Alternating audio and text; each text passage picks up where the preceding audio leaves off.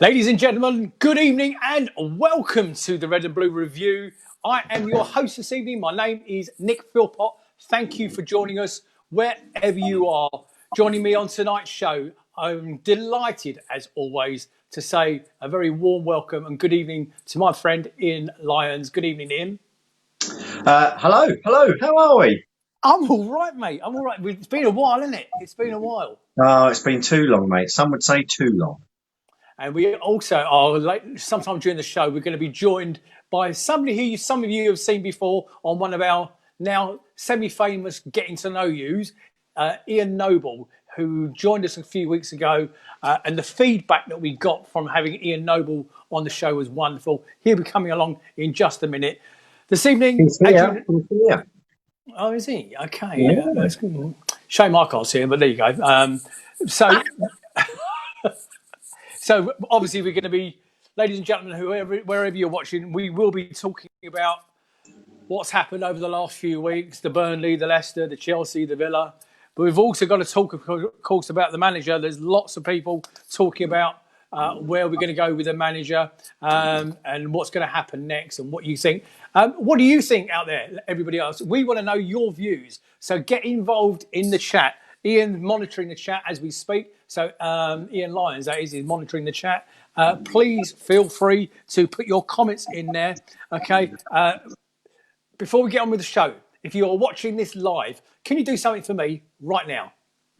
Please hit your share button right now. Hit the share button on Facebook and start your own watch party. Invite as many friends, family, Palace fans as you like to your own watch party to give them a chance to watch us on your wall. Okay, so we can't see them and they can't comment to us, but they can comment on your own wall. And always don't forget you can find us on Twitter, YouTube at any time to either watch, listen, or download to this and any other of our podcasts. Or say to your Alexa, play the latest Red and Blue Review podcast. Now, of course, I have to whisper it because mine's over there. Or simply go to redandbluereview.co.uk, our website, and you can watch this one and any of our back catalogue. And there's dozens, there's nearly hundreds on there now, isn't there? So kicking off tonight's show, announcement from the club this evening. A big announcement from the club this evening. Not the one you're all waiting to hear, okay? It's not the one you're waiting to hear. Crystal Palace for Life Foundation are excited to reveal the route for the 2020 Marathon March. On Saturday, the 10th of October, our 26.2 mile charity walk will start and end at Selhurst Park, passing through Crystal Palace, Dulwich, Beckenham, Bromley and Croydon, and then back to Selhurst Park. If you want to get involved, go to the palaceforlife.org/news about us on the Palace for Life Foundation website, and all the details will be on there. So that is Saturday, the 10th of October, 26.2 miles, all for charity, in aid of the Palace for Life Foundation Marathon March. If you fancy it, give it a go. Give it a go. Just to see if I've got the comments. There we go. Now, sadly, I still can't see Ian. I know he's on there. Ian, good evening, mate. Welcome to the show. How are you? I'll let you answer because I can't hear you. Well, funny enough, he's not now on the show. He's dropped back out again. So it's just me and you, mate. So that's okay. Okay, so tell me who's on in the chat. Right. Okay, going through the chat. Hello to Graham Kitcher, Neil Chatterjee, Tim Richards. No idea who he is. No. Paul Holden, the wonderful Alison Thrower. Nice, glamorous attendee tonight. That's my other half. Simon Beams, Andy Stacey, Paul Glance, Max Francis, Daniel Garlick, Laurie Scott, Graham O'Neill, and the list goes on. Hello to everyone. Rob, I can see there. Wayne Hetherington's in there. Giorgio Agru. I thought you were going to go and watch something on the telly. Lee Clark, Wolf King, Andy Stacey. I can see you all boys. And Nigel Croucher. Now, before we even... Oh, hello, Ian. Hi, you guys. I'm back with you, am I? You are back with us. Good evening. Welcome to the show. I'll tell you what. There's no way to welcome someone on their debut on the Red and Blue Review. Technology is not your thing, is it? If it was your debut, I'd listen to you and listen to your whining. But as it's not your debut, because you've gone, he's on the show, on the main show, but you've done a getting to know you. So it's anyway. Formally, Mr. Noble, welcome aboard, mate. Thanks, Nick. Listen, and ladies and gentlemen out there, it's going to be quite confusing for me hosting this, talking to two Ians. So we decided pre-show we're going to call one Nobby, that's Mr. Noble, and one Cock and that's Mr. Lyons. Okay, so don't be offended, anybody. John Knox, you're saying on the chat already. Did we see the Wigan score? I saw the Wigan score at half time, and at half time it was 7-0 up. Any idea, anybody, what the Wigan score latest is? In the chat, please. Let me know what it is. Andrew Adams, I can see you in there. Hello, mate. I hope you're okay. Dartford Eagle, Jerry, can see you too, mate. Anybody know what the latest score is in the Wigan game? Right, boys, where do we start? Okay. At the very beginning. Well, we can do the games one by one if you want to. We can touch on the games as we go through. Oh, it's 8-0. Thank you, Michael, Neil. I can see that in the chat. It's 8-0 so far, and there's probably still about another half an hour to play. Andrew, I've got 8-0. It is 8-0. Don't laugh, mate. We've been for a 9-0. School match, isn't it? Right, okay, so Nigel sent me a list of questions. Before we even do, even if we don't even touch on the games, let's ask some questions out loud, okay? Now, jump in at any time, boys. He's actually sent me 8 questions, all about the same thing. So what's gone wrong? Are the players not interested and want the season over? Roy and the rest of the training staff are not getting the tactics right. Roy and his coaching staff for not motivating the team. Roy for a poor team selection and refusal to change things during the game. Roy for not giving youth a chance. Right, I'm going to stop there. We'll do some more later on. Any of those you want to kick off with, Mr. Noble? Yeah. Okay. Look, let's talk about the games since lockdown. Yeah. So Bournemouth away, we play pretty well, and we win 2-0. Arguably, we should have won by more than that, but we win the game. Everyone's fairly happy with the result and everything else. Next game is the worst game we could possibly have got after that. It's Liverpool away. They've yet to win the league. You know, they're right up for it. They've got their best team out. The week before, they rested a few players, and we had Hennessy in goal. Yeah, yep. We had other people out. And they were just much better than us on the day, and they did us 4-0. And I think that 4-0 shattered our confidence a little bit. Okay, you then go into the Burnley game, and although watching that Burnley game, you look back at the time, we think, oh, that was terrible because we lost at home to Burnley. But look what Burnley have done since. Look how good they've been since. Yeah, so they're no mean side. They're decent. They're well organised. We know about that. So that could have gone one or two ways. We could have got a point there. And that would have given us a bit more confidence. Next up, Leicester. What happened to Leicester? We gifted them 2 goals. Gifted them. Jamie Vardy will not score an easier goal than that second goal, will he? Ever? No, absolutely. Okay? We gifted them the goals. And I know they're mistakes, okay? And again, once you're 1 or 2 behind against a team like Leicester, very difficult to get back in it. Let's look at the Chelsea game at home. Again, an error. This time, not an error, but that injury to Cahill, okay, gifted Willian in, pulls it back, 1-0 down early doors, and it's very difficult to get back in the game, and we nearly did. We can debate, the rest of that game later. And then, we come to the most recent one, and I tweeted this, and I got about 40 likes on my tweet, which is good for me. Had that goal been given at Villa Park, we don't lose that game. We do not lose that game. So I'm always one for the glass half full, and I don't think it's as bad as people are making it out to be. That's my summary where we are. Unfortunately, it doesn't matter. It doesn't matter in the scale of things. We're not getting dragged into relegation. We've got Bob Hope and no hope of getting into Europe now. And some would say the only chance we ever had is if we write a song, But ultimately, we've not got that to go for. So we're just going to play the last 3 games out and hope for the best, and maybe make a few changes, I guess, going forward. And that about sums up the show, ladies and gentlemen. That's all from the Red and Blue Review. Good night.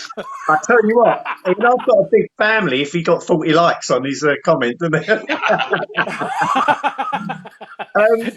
I would agree to that to some extent. I know that there's growing unrest. I mean, the one common denominator in what Nick came up with just a minute ago was Roy. I know that, as I say, that a lot of people are getting and they've got every right to be. And they've, the performances that have gone in are not good enough. People, I think we can all accept, and we said it on the show before the Liverpool game, that we need to remember that 6 out of the 8 remaining games were against the top 7 teams in the top 7 at that particular time. So we needed to understand that, and we do accept that. It's the manner of the performances that I think is upsetting a lot of people, and that is down to the players, and that is down to Hodgson as well. If you fast forward, Liverpool, I think is a given. They're a fantastic side, and we did at the time, and we still do give them due reference for that, because they are a really, really good side, as much as it pains me to say it. The Burnley game was tightly fought contest. I think and it was an unusual mistake from Gaeta, but his mistakes seem to cost us a lot of points at the minute, even though they are few and far between, and it is by the odd goal. And I think when you have a manager that sets up in such a negative way anyway to be so defensive, what you then need is also a manager that understands the position that his team are in, and then tries to change it by maybe bringing Mayer on, dropping the defensive midfielder, pushing us up the pitch.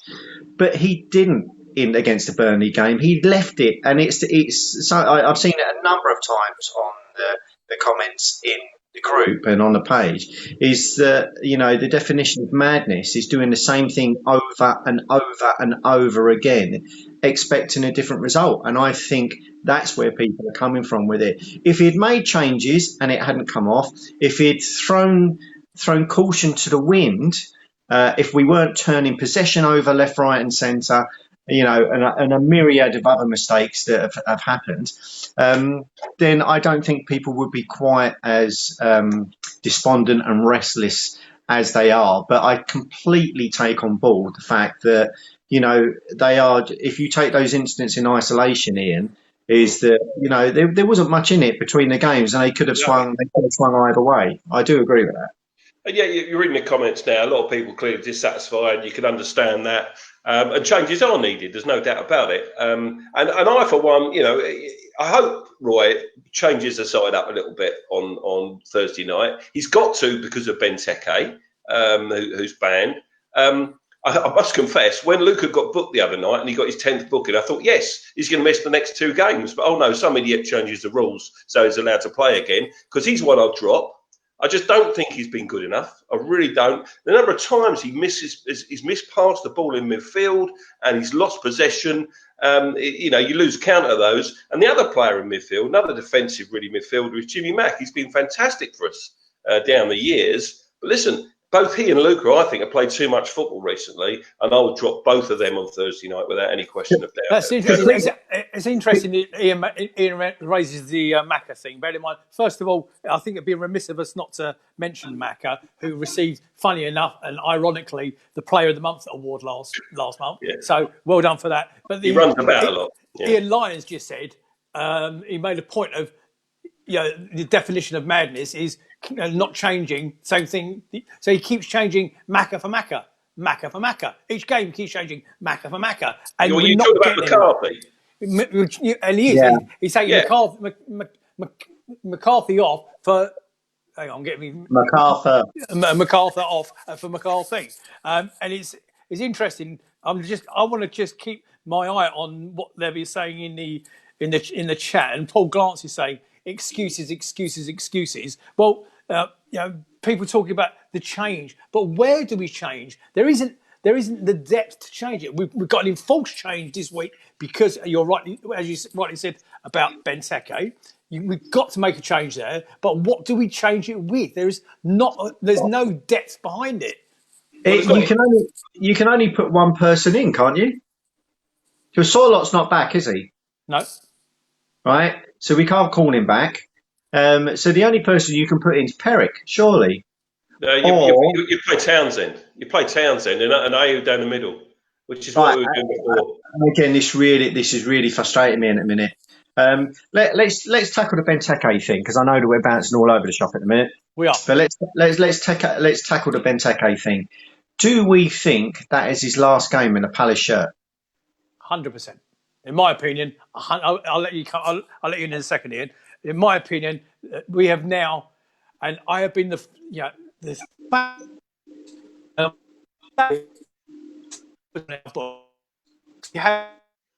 guy that is on. Hang on.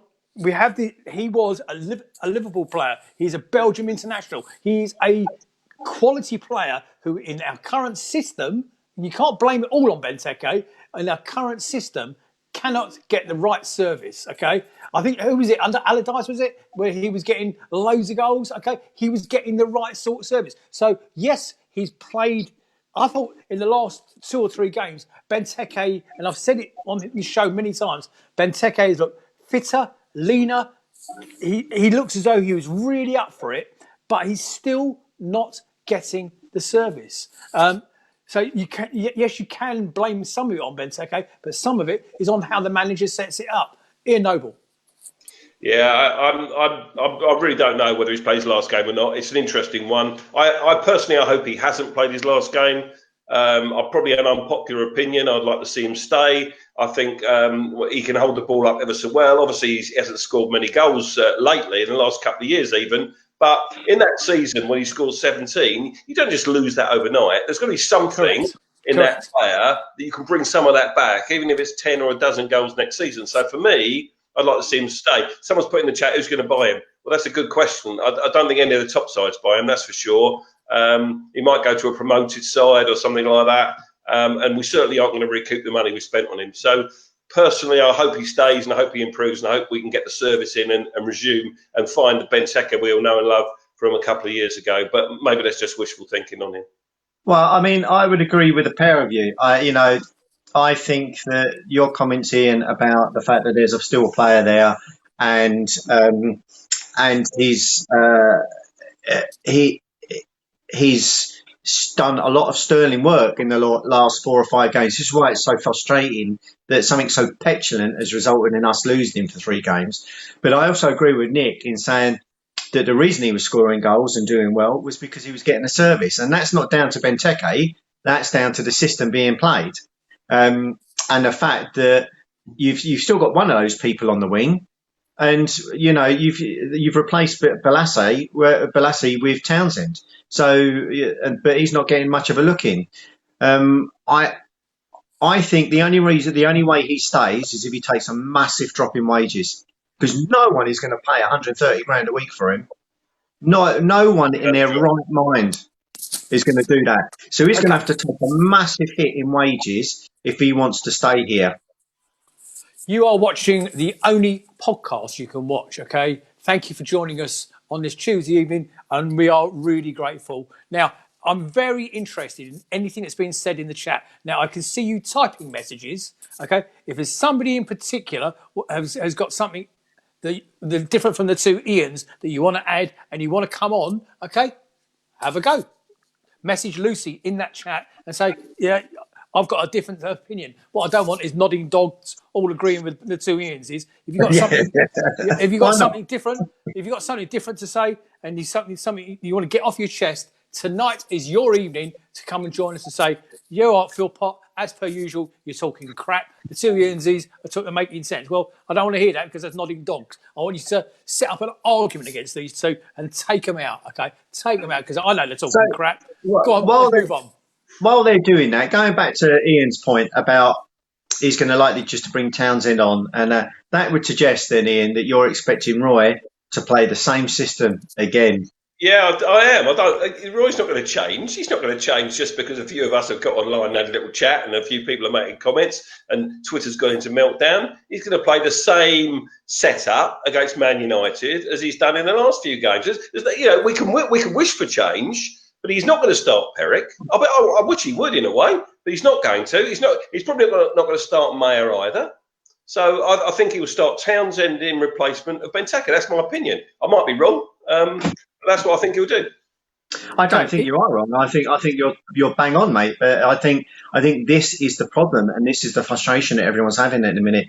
You look at other teams that when we score against them or when there are goals against them, they immediately look into change a formation, change personnel, to deal and address with the issues that they're being faced on actually in game. And I think Hodgson is just going. What we're seeing is a car crash happening, and yet everyone is still going on the good part of the journey, whilst looking at the wall that's approaching us and saying, he's got to turn, isn't he? He's got to turn off. He's got to turn off that fork there and that fork there. No, he's just going to keep his foot on the accelerator and hit that wall just like he has done in all his other jobs. But Ian, haven't we been saying all season that Roy doesn't make enough changes during games? He certainly doesn't use his bench. And now he's got 5 subs instead of 3. He's probably thrown him into apoplexy or what do I do? That's probably caused him a few sleepless nights. But that's the way the man is. We're talking about changing the manager because results aren't going very well, and the considered opinion of most Palace fans is they'd like to see him go now. I think it is time. Let's not forget how old the guy is. He's 72 for crying out loud. I know these guys, it's all in their blood and they've got to keep going. And you've got people like Warnock says it's always his last game, blah, blah, blah. But listen, Roy has had his time, I think, now. Can I interrupt you just a second? Yeah, because it's funny because the other Ian just mentioned car crash. Okay, Roy Hodgson driving our bus straight into the wall. Blah blah blah blah blah. Talking about car crashes, I think we're about to welcome back on somebody we haven't seen for a couple of weeks. Who's taken a bit of sabbatical away from the Red and Blue Review. Lucy, if he's there, bring him on. Okay, it'll be fun to see him because I think this guy that's about to join us has his own opinions about Roy Hodgson. And when he joins us, I know he's not, apparently he's just setting up his camera. Okay, I'm not going to tell you who he is, ladies and gentlemen. But it's not cleared his cash. It's not cleared his cash. Is it? So, okay, let's carry on. Ladies and gentlemen, in Red and Blue Review land, I'll take a quick short poll. Another podcast has done and I believe the answer is 60% of them Roy Hodgson gone. Out of the people who are watching the show this evening, very simply, in or out. Roy Hodgson in, Roy Hodgson out. I just want one word from you, in or out, in the chat, go. Okay, so Car Crash TV is what we're looking for. Okay, we are looking for Car Crash TV and we're about to get it. Okay, good evening. Go on then, Luce, do it. Here he goes. And here it is. Jel meet Ian Noble. Ian Noble meet Jel Holyoke. Hi, Jel, all right? How you doing? All good, lad. Oh, he's not even done the fake mic trick.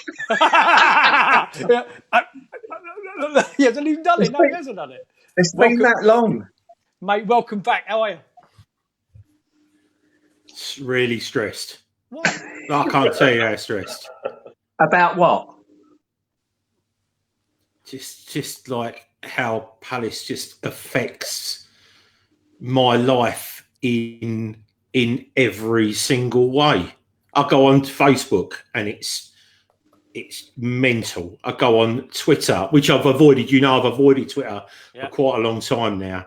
Just too many mentalists on there anyway. But and that's gone mad. And I have honestly, I've even avoided games. I mean, I'm double shifting now. I've only been in 20 minutes. I just had a shower and just come down. But I've got to have my say. I literally got to have my say. I mean, you guys know that I was going to come back on the 26th. But Jill, hold on. There's people in the chat are welcoming you back. Okay, Graham Kitchen is saying Gel's back. Yay! Andrew Adams is saying, oh my God, Jel is alive. Welcome back, Jel. Welcome back, Jel. Paul Glantz is saying, might be a decent show now. Carry on, mate. Thank you. Look, I've got other stuff going on. This would normally be, putting me feet up or trying to do something. No holiday this year. I'm trying to pay for a back garden, which is going to cost me a fortune. Anyway, that's by the by. The Palace thing is, we've been saying for ages, and in private conversations, we all talk. We still talk all the time. But I'm Max. There you go. I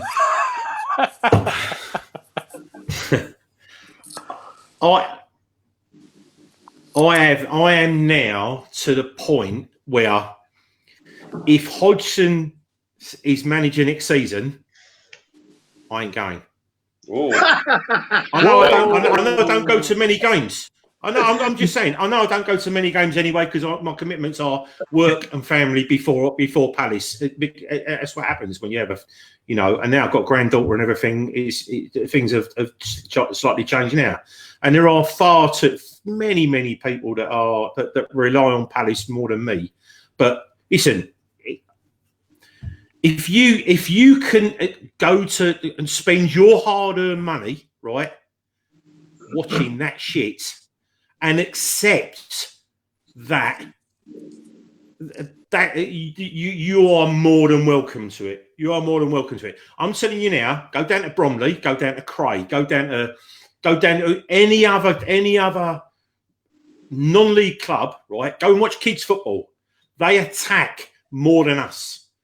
Roy Hodgson has turned, and I hate doing this because he is literally, as everyone said, Fulham, Liverpool, all their fans say he's the nicest bloke in football. But you can't just keep getting away with being Mr. Nice without taking criticism. And his time now, I think he's lost most of the fan base, or a massive part of it.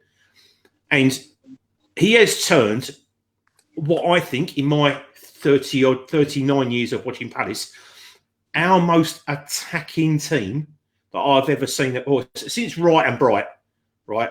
And turned it into an absolute dole fest, like literally. And what he's done, he's turned what people say, for me, righty probably, but Wilf's up there, as one of our best ever players. He has nullified a player who is on life-changing wages, who was quite literally born to entertain.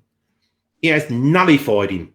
He has taken our left back, Patrick Van Aanholt, is better in the opposition's penalty area than he is in ours, right? And he's supposed to be a defender. It absolutely is a fact. But the thing is, it's an absolute fact, right? Out, Andrew.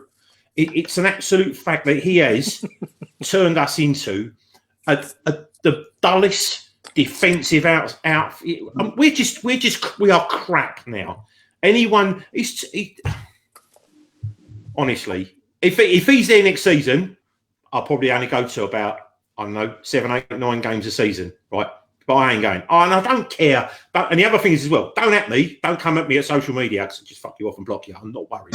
Right? But I'm telling you now, he literally has turned my football club into a laughing stock.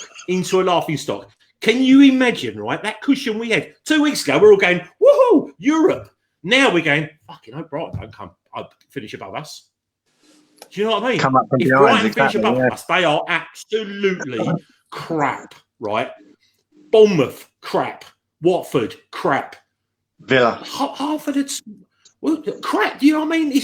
And we do not deserve to finish. No, as it happens, we do deserve to it because at the end of it, Roy Hodgson has turned us into a bore fest. He has turned us into. How many times have I said to you, our best form of defence is attack? Just lose 4-3, win 4-3. I don't care, right? Just stop nullifying our team. So what you need, right? Are you going with Alan Pardew as our next manager then? No, I'm not. And this is the thing. I said to Ian this morning, right? I don't want to. I'd take Fat Sam back tomorrow because he knows that Wilf is an attacking player. He knows that Van Aanholt is more attacking than he is defensive. He knows that Maka is more attacking than he is defensive. Tell me the last time. How many times have you seen Maka get on the end of a header in the opposition box in the last 10 games? Twice? 3 times? Well, it was a regular occurrence. Manager. But what I'm saying is a regular occurrence. I don't know, Benteke, I've completely done with him. We just got to give him away. But his instincts are to score goals.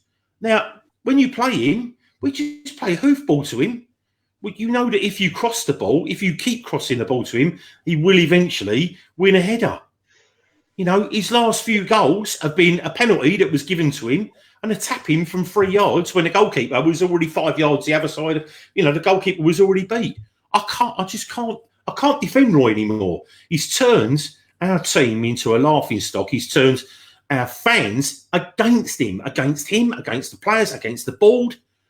It's just, honestly, I don't get how he thinks that safety within the game is so paramount that he can literally negate our players' instinctive talent. And that's most of them is going forward. I don't understand. Why would you take a defensive midfielder? You're losing 1-0, 2-0. Why would you take a defensive midfielder off? Hang on, Nick. Why would you take a defensive midfielder and put another one on? Why would you do that? Why would you not take a defender off and put an attacking midfielder on? I don't, honestly, what? Just get a kid in charge. Get a tortoise in charge. That tortoise at least to get off the bench and start eating lettuce instead of sitting there going. It's probably the only thing that older than him as well. He looks lost. Looks lost. You know, I can't get my head around. You know, and there's surprise as well within mainstream media. Like, someone blue tick someone the other day when, don't our management shout at the players? Well, it's not Roy, is it? And I thought that's Lewington. What we need. We need someone like Lewington does all the shouting. I think he's 66 years old. Jeez, if he carries on, he'll be keeling over before Roy. We need someone to get in there and give them players a proper kick in and go, look, if you don't want to play, get out, just go. Honestly, I'd kick half of those, kick 6 of those players out there and put 6 kids on because we're probably going to lose the next 3 games anyway. Okay, then. Honestly, well, let's do that. Ian Noble, respond to some of what Gel's just said, and then kick us off with you. Kick us off. By the way, before you do, Ian, Gel, that's what you bring to the show. That's what you bring to the show. Apologies for the colourful language out there. Anybody's listening, okay? But that's what we want from him. Ian Noble, if Gel's got any of that right, who do we replace him with? Yeah, what were you like when we were in administration, mate, or Stockport away in 2001? I was there. I was. Do you know what? I both of those. So I can tell you where I was at Sellers Park when we was in administration, watching the guys with the flares and everything. Yeah, I'm sorry, I'm not questioning you. I just because everything's half empty. In fact, it's empty completely. Stressed. With you, isn't it? You know, stressed where I was. And listen, none of us like watching Palace lose, do we? Some bloke put on Twitter, should we throw the game against Villa so Watford go down? I tweeted back, absolutely not. I never want Palace to lose, ever. All right? Okay, I don't care about other teams, really. I want Palace to win every game. And, of course, we're all disappointed. But you've got to look at it from a point of view of we've had a lot of bad luck in recent games. I talked about earlier, we've had a lot of bad luck. And I don't think it's as bad as people are making it out. I really don't. I don't think it's as bad as you're making it out, Joe. I do agree that Roy needs to go, and not least because he's 72 years of age. And we've got to look at another manager. And Nick, you asked me who we should go for. Now, I've been giving this a little bit of thought. Thank you. And I think you've got to look. I don't think it's worth looking at people that have been there before, like Sam Allardyce and all that. I think you've got to look at good young managers that are coming through the game and proving they can deliver at a lower level. Now, let's assume, and I don't know if we've got any Brentford fans on here or anyone with Brentford tendencies, but let's assume Brentford don't get promoted. Okay, they've got a manager called Thomas Frank. He's a young guy. He's been there since October 2018. He's turned Brentford, who were no better than a League One side knocking on the door of the Championship, to a team that are knocking on the door of the Premier League now. He's got players there like Ollie Watkins and that Ben Rama guy. Is it Ben Rama? Is that he say his name? Yeah. Those players are supposed to be really special. I'd go and raid Brentford if they don't go up. If they go up, obviously it's not going to happen because they want to keep their manager and keep their best players. But if they don't, I would go to Brentford and I'll make them an offer they cannot refuse, and I'll get the manager and those 2 players. Gel, you got your hand up, mate? Go. Yeah, no. Listen, someone said that the other day and got slaughtered on Red and Blue News. But I agree. You know, we're saying about take 2. We need to take 2 of their attacking players and their manager. Well, whatever. Listen, I always thought that what's his name? Eddie Howe in charge of Bournemouth. I think if he had our team, I think he would be sensational. I think if he had a better team, I think he'd be even better. If he had better players, I think he would be. I always thought he would be the next Man United manager. I still do think. But I think our club needs a strong hand at the moment. Not someone who's, not someone that's maybe been there, seen it and done it, but the players need a strong hand and they need to be told, listen, there's another thing. I'll get this Benteke thing. Hang on, Nick. The Benteke thing, right, off my... Now, you lot know, I'm not going to keep throwing out. I know loads of players, right, ex-players now. And I can tell you now that at certain times of the year, 100%, right, that they took a deliberate reds to have time off. What has anyone heard what Benteke got sent off for? Yeah, right, after the final whistle. Violent conduct. What's he got sent off for? Violent conduct. He kicked Violent conduct. He kicked the player in the shin. Benteke couldn't kick himself in a sleeping bag, yet he gets sent off for kicking another player. Really? Really? Shit. Didn't he have shin pads on the other player? Anyway, that's... Eh? Didn't he have his shin pads on, the Villa player? They're taking them off by then. It wasn't even a... Not if it was Grealish. Because I switched off by then, but... Anyway. Crazy one at a time, lads, one at a time. This is the other thing as well. We have consistently... This is... All right, so straight away, the club come out. Hey, woohoo! What is the point? What literally is the point? He's playing 35-year-olds, right, when we've got nothing to play for. What? I honestly don't get it. I really don't get it. Get the kids in.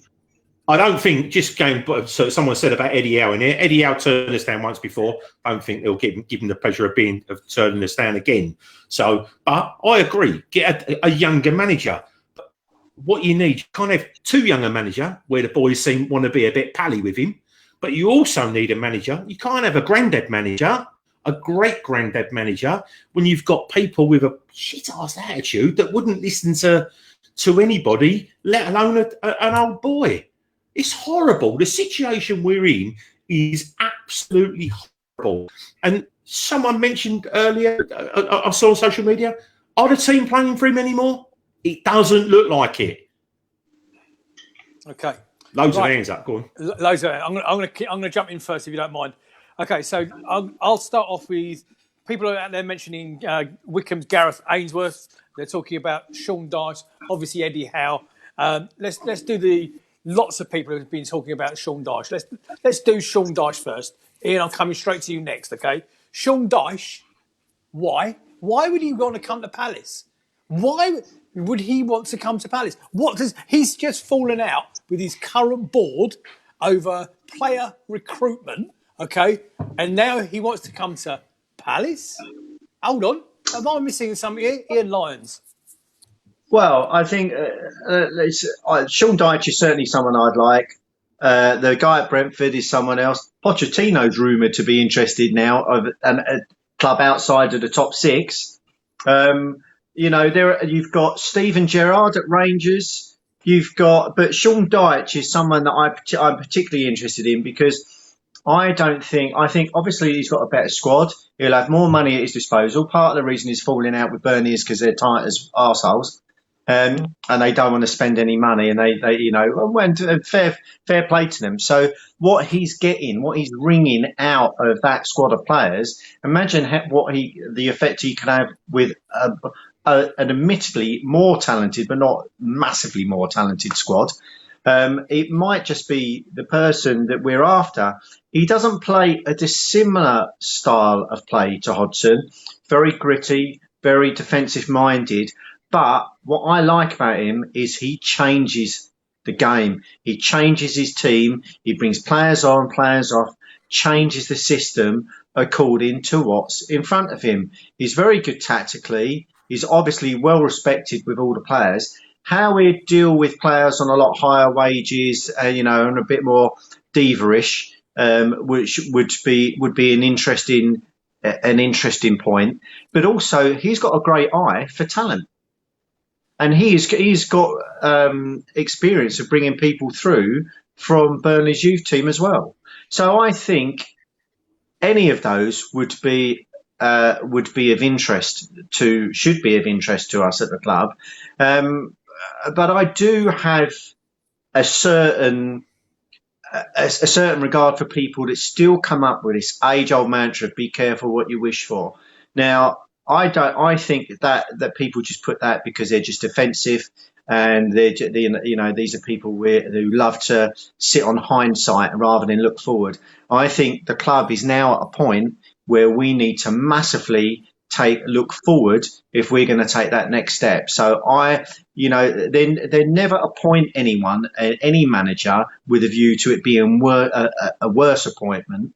But just let's hope that whoever it is actually going to take us that step on. Right.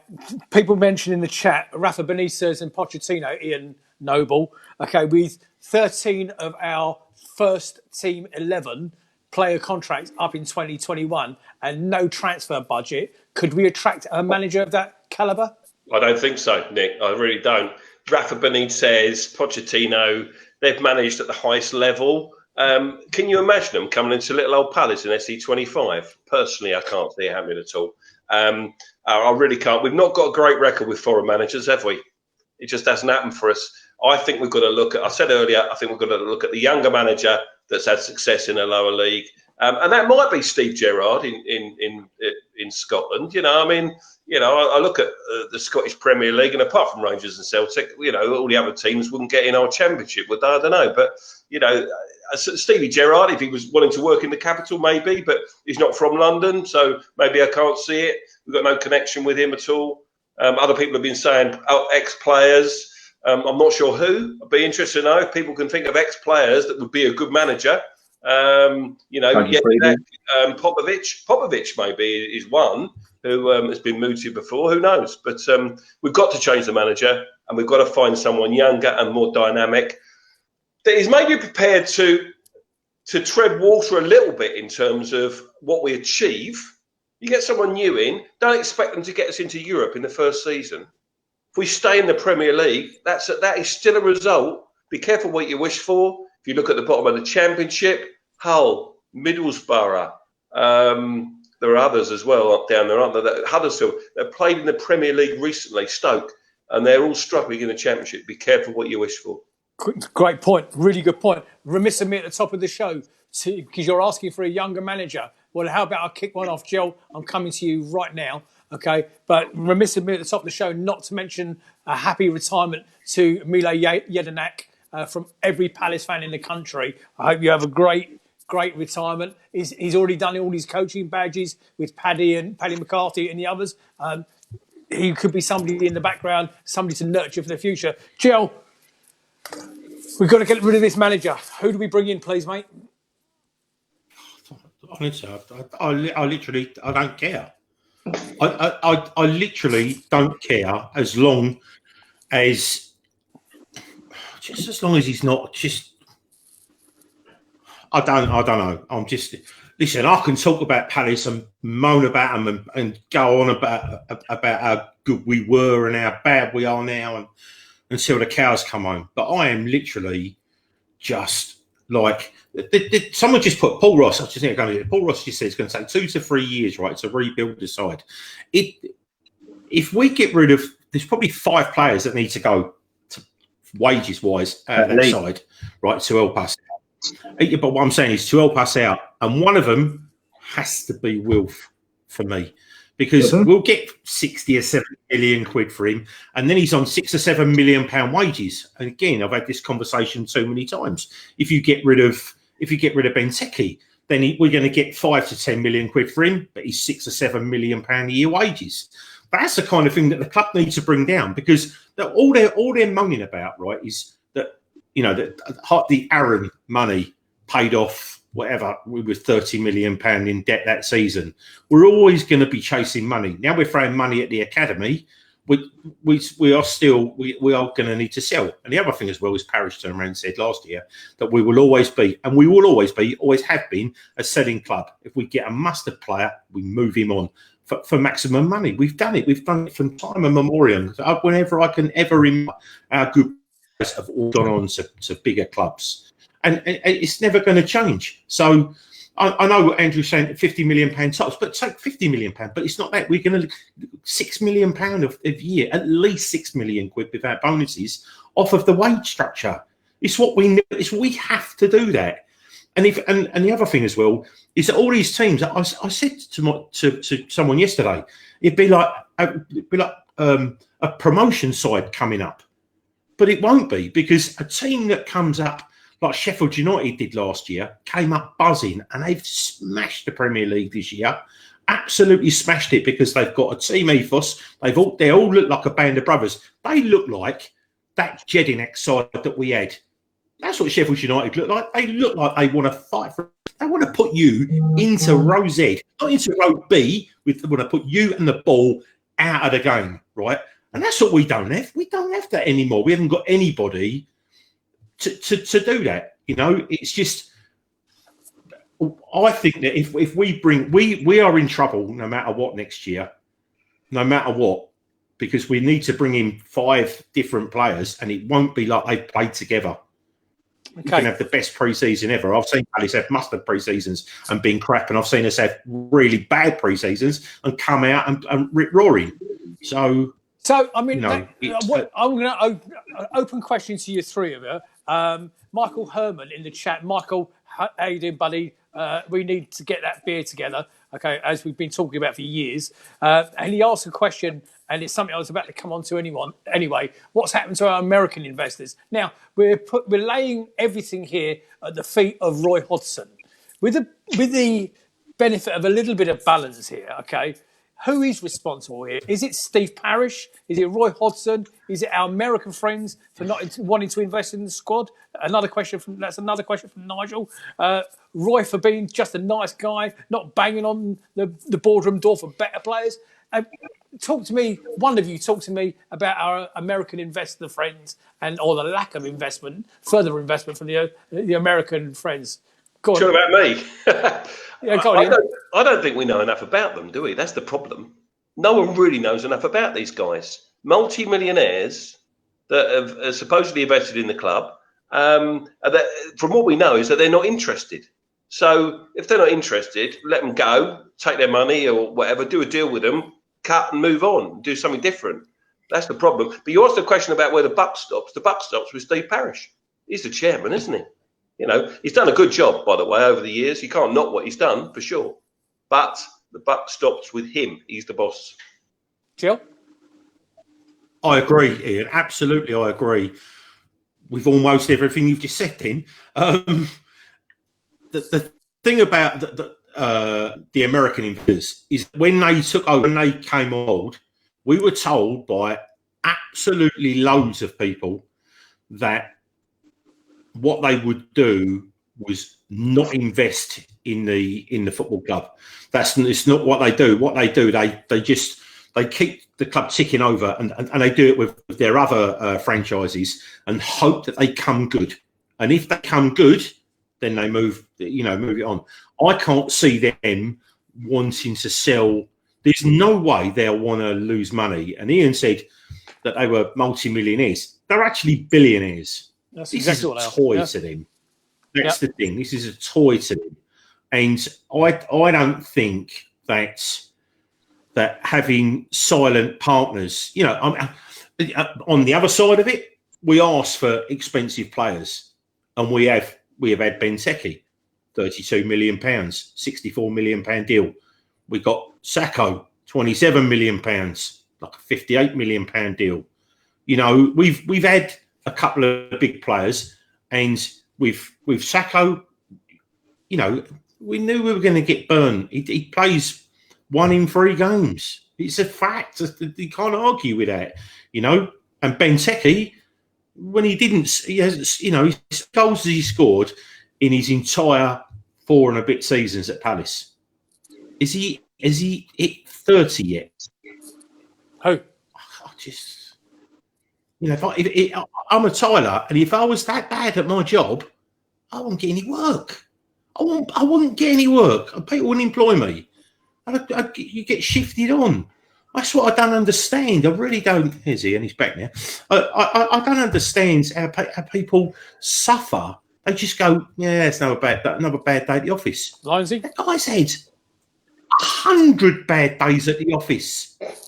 I think it's a bit of all three, to be perfectly honest. I don't think anyone is blameless, but I certainly think out of all three, Parish is the glue that's trying to hold it all together.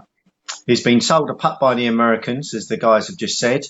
False promises, and spent on the basis of that. And then, by all accounts, earlier on in the season, close season, we've offered Hodgson players that are highly rated elsewhere, and he's just turning them down, saying he don't want them. So, you've got, he's damned if he does and damned if he doesn't, Parish. So I don't really tend to put a lot of blame his way. He's doing a lot of good work with regards to the academy. He's doing it right. And as a manager, or as someone that's trying to balance all these plates, keep these plates spinning, what you want is them to take a little bit of responsibility themselves for what they're there to do. And both those parties, the Americans and Hodgson, are failing at that in a minute, and it's putting Parish under a lot more pressure. I don't get. I'm looking at the comments as to who people wanted in as manager, and I seriously don't get this ex-player mentality from people. But expecting someone like Jedinak to come into a Premier League team and being fantastic, we're just on a hiding to nothing. Let him earn his stripes elsewhere in a similar standard, or like the Championship or somewhere like that, and then we can talk about him. But until that happens, steer clear of stuff like that. Jill? I understand what you're saying, but I mean, like I said, you're saying that you, and he has done a great job, Parish. Business-wise, our club have probably never been in a better position. Stability-wise, our club have probably never been in a better position. That's the thing. But this is where he he lets his emotions get ahead of him. When he's tweeting Europe, and we're like that. Yes, let's go. We took in our 6-7 years that we've been in the Premier League, twice we've been able to touch it. And this fall from the potential of being, we rarely lose to Burnley. We always have good games with them, but we rarely lose to them. To be outplayed, outclassed, outfought in every single department, we were lucky. Do you know what? We were lucky that all three of their forwards were injured. We'd have got an hiding that night, a real bad hiding, and that would have been the day that Hodgson got sacked, because that could have easily turned into another Sunderland. That's how bad that game was. And yet people go, it's just another bad day at the office. I don't buy it. If I work, like I said, work for a geezer called Jack, he's the boss, right? And if my tiling's crap, and it comes to me, they go to him, and then he fires me. The natural progression is to, you can't fire Roy. The guy's given us his 3 good years. We're still in the Premier League. Next year, we're playing Premier League football. But you have to move people on. It's horrible sometimes. It's horrible sacking a mate. That's what it feels like. You've like getting rid of a mate. Yeah, you've almost got to make the changes to move forward, haven't you? If you do nothing, you go backwards. Yeah. So you've got to bring the changes, go forward, or even stay where you are. But if you do nothing, you'll go backwards. My old Mucker Fergus makes a great point in the chat. We've got a Grade 1 academy. It's our 8th year in the Premier League, 8th season in the Premier League. Yeah, good stuff. Now, you tell me, any of you or anyone on the chat, when you were at Wembley for the Watford playoff final in 2013, did you really think that in 2020 we would be going into the Premier League for our 8th season in the Premier League? Honestly, nobody. Nobody believed that at the time. No, but we've exceeded expectations. But after a number of higher finishes, I'd have, a plateauing mid-table, I would have expected us to at least pushed on a little bit further than we have since then. Because, as you quite rightly say, it's all about moving forward, not looking backwards. It's about moving forward. And where we are at the minute is the benchmark.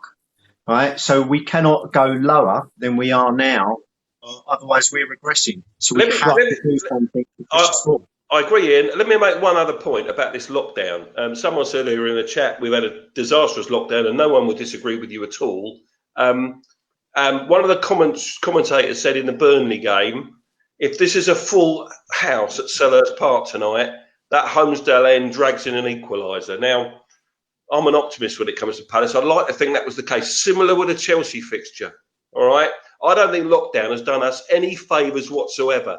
It's not done any of the players any favours. It must be appalling for them to play in front of, no crowds at all, empty grounds. But I think particularly for Palace, our home support is better than anywhere else. And I go everywhere with Palace, home and away.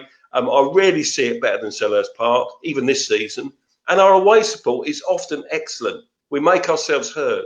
And I think that helps a great deal. And I do believe, honestly believe, if we played those fixtures in front of crowds, we would not have just had 5 defeats. I honestly believe that. All about going back to careful what you wish for. Don't forget a bit of realism here. We would have loved, 10 years ago, we would have loved to be sitting here and saying 8 years solidly in the Premier League. Okay, so that point is well made, and one I fully accept. I keep going back to what we were talking about in a show 2 weeks ago. My concern is our transfer policy going forward. Now, this window here is critical to our future. And this time next year, okay, at 21, okay, and I've got the list still here somewhere. I've got the list of players that are out of contract.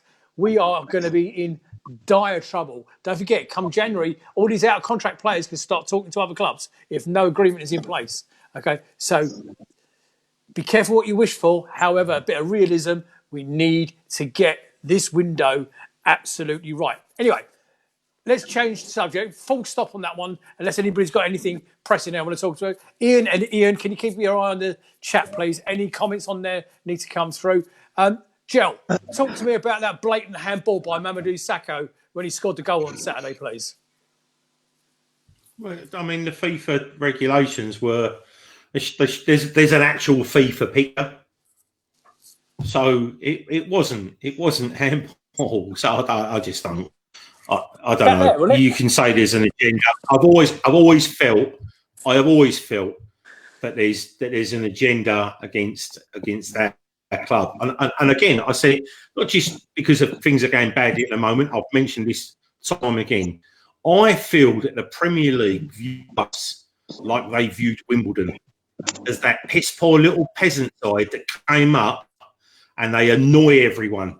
They get results against that. They kick the big boys, and I'm not talking about kicks. You can't kick them physically anymore. But you would, like we were up until this year, up until the last. We were Liverpool's complete bogey side. They hate us, Liverpool. And I always said that I thought that we would arrive in the Premier League when we won at Man United, won at Spurs, won at Arsenal, right? And we haven't won at Spurs yet, but we have in the cup. But I just think that there's an agenda. There are 100. You cannot tell me any other way, and I won't have it any other way, that there's no agenda against Wilf. There's absolutely an agenda against Wilf, and I just I really don't know. It's a big six, and I think that they set the separation now between the six, and it is only 6 teams. The 6 teams is getting closer and closer every year to them just going, do you know what? I don't really want to play Burnley on a Tuesday. Arsenal don't want to take all their little superstars up there, do they? And play Burnley on a freezing cold Tuesday night in whatever. Let's have a Tuesday night in Spain playing Barcelona or PSG, or Real Madrid, or over in the top teams in Germany. That for me is the natural progression of football. When that happens, when we get our football back in this country. Ian Lyons, any comments for me? Yeah, some comments coming in regarding Nobby's thoughts about no fans in the ground. Lee Lockwood, appalling for the players. That's how they started their careers without any fans. Weak excuse for the performances. Paul Glance, we ain't the only team playing with no fans. True. Then Wayne Hetherington, because all the other teams don't have fans. And I guess, You got no fans. Up Calabria, but we're terrible at home, even with a vociferous crowd. So I guess what playing behind closed doors has done is it's meant that home crowds can't get on top of the referees and influence decisions. And also it exposes frail and fragile squads and teams. And by and large, it's the better talent on the pitch that's winning at the minute. Yeah, and you've got this rule change, haven't you, with the 5 subs as well, and that plays into the hands of the bigger clubs with the bigger squads, the deeper squads. Yeah. So that's been talked about before. Listen, guys, I accept the comments that people have made. Of course, other teams have got supporters and everything else, but I just felt that Burnley game, it would have made a difference, and the Chelsea one as well, potentially. But you asked the question, Nick, about the handball. Has anybody, either in the chat, has anybody heard anyone else defend John Moss's decision on VAR? Nobody, but nobody. Even Gary Lineker tweeted straight away, ridiculous. And it was ludicrous. And you can't help thinking that the Premier League officials and Sky and everyone else, they just wanted to keep the relegation rate alive, didn't they? They were so biased towards Villa, it was ridiculous. I didn't realise it was John Moss. I had no words for that goal when it was disallowed. I couldn't believe it. I still can't believe it. Right. Before I come to you, out there in Red and Blue News Lounge, we're going to wrap up in the next few minutes. So we've got Man United, Wolves and Spurs coming up. Your points tally, please. In the chat, go. I want to know how many points from those 3 fixtures we're going to get. And you 3, I'm coming to you on the same question in a minute. Yes, Jel. How many points? No, you had your hand up. You wanted to say something. Chelsea just so long ago, mate. Go on in. Okay. Right. Do the points. No. Well, I don't think we're going to get any points. I don't think we're going to get any points now. That for us. So just Joan Wells made a point, and Ian said so about the 5 substitutes. Yeah. 5 substitutes, right? So when we started this season, I think we started with 24 players, didn't we? We never really had the 25. If I remember correctly. 24. So, right. So how many, do we know how many long-term injured we've got? It's not 7, is it? It's not 7 players. We've got that. It's only 2. It's 2.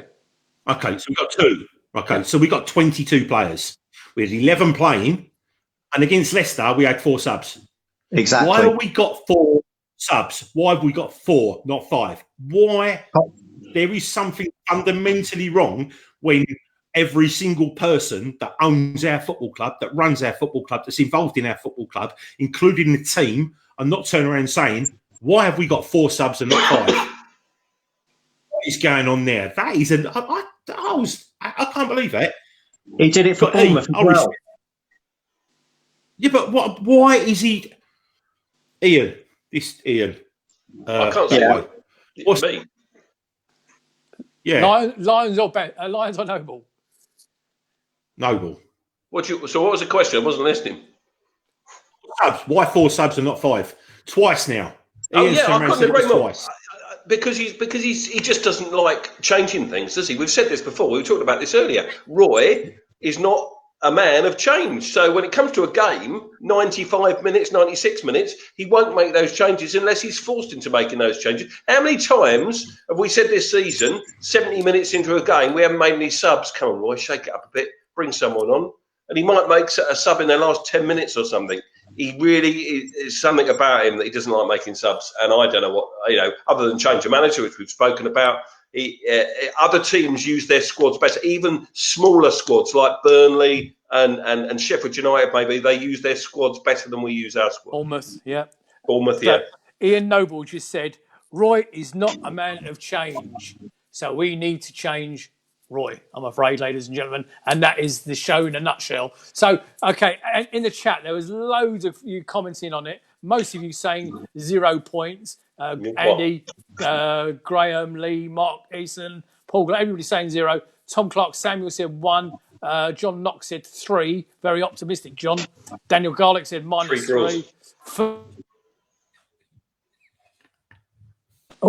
Fergus Tidd said, what did he say? 4 points. Very optimistic. Ian Lyons, how many points from those 3 games, please? 0. Joe Holyoke. And Ian Noble. We'll lose to Man United and we'll draw the other 2. There you go. And I think that's extremely optimistic. We will have a show coming up this weekend, I believe. I'm not too sure of the dates. I didn't check my records before we came on low. Boys, I've got to say to you, if you imagine how poor we have been as a team, how poor we are being run as a club, and you look at the viewing figures, the live viewing figures that are out there, it's a credit to you 3 of you, and a credit to Lucy and the team in the background. Thank you so much for joining. Ian Noble, jumping on the last minute. Pleasure to have you on. Yeah, you're mad. And Joe Holyoke, great to have you back. And Ian, as always, thank you. Ladies and gentlemen out in Facebook land, thank you for joining us. Thank you. I hope we've given you a little bit of therapy. I don't want to hear of anybody swinging from ropes. It's not all doom and gloom. We're approaching our 8th season in the Premier League. We are going to hopefully push on from what is probably our roughest patch. I'll leave you with the thought that Frank de Boer got kicked out after 7 defeats. We've only got 1 more or 3 more to play.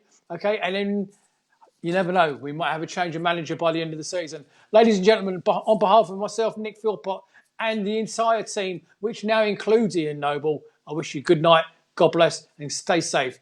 Put those face masks on. Good night, everybody. Sorry about the swearing.